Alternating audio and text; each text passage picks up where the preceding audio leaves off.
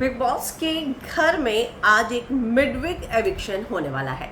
मैंने आपको पहले ही ये बात बोली थी कि इस हफ्ते इस बार जो है सीजन का फॉर्मेट बहुत अलग है।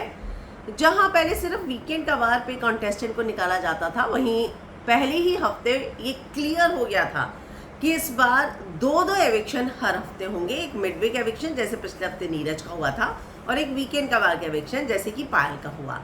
क्योंकि कल यानी कि संडे को जो घर में नॉमिनेशन टास्क हुए, हमें उसको कल दिखाया गया और उसके लिए वोटिंग लाइंस जो है वो सिर्फ और सिर्फ 2 बजे तक ही ओपन है, जिससे ये बात साफ हो जाती है कि किसी एक का एलिमिनेशन ये लोग आज दिखाएंगे।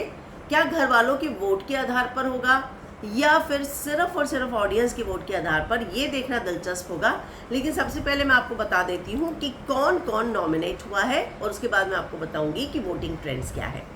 तो यहाँ जो नॉमिनेट हुए हैं उसमें है चंद्रिका, वड़ा पाव गर्ल, पालोमी और मोनिशा का कोई हो ही नहीं पाया, मतलब एग्रीमेंट, तो इसलिए दोनों ही हो गए। मोनिशा तो पहले से ही थी, पालोमी भी चली गई। नेजी, विशाल और शिवानी।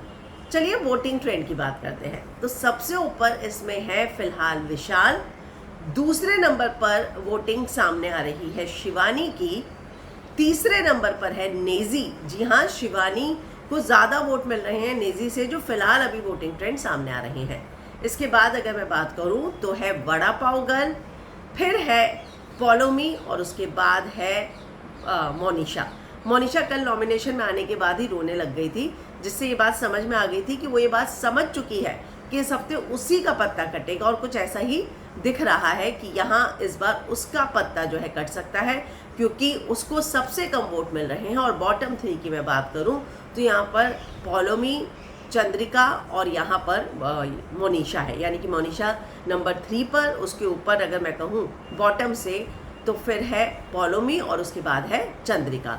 तो आपको क्या लगता है कि कौन जो है इस हफ्ते बेघर होगा? कमेंट में अपनी राय लिखकर ज़रूर बताइएगा।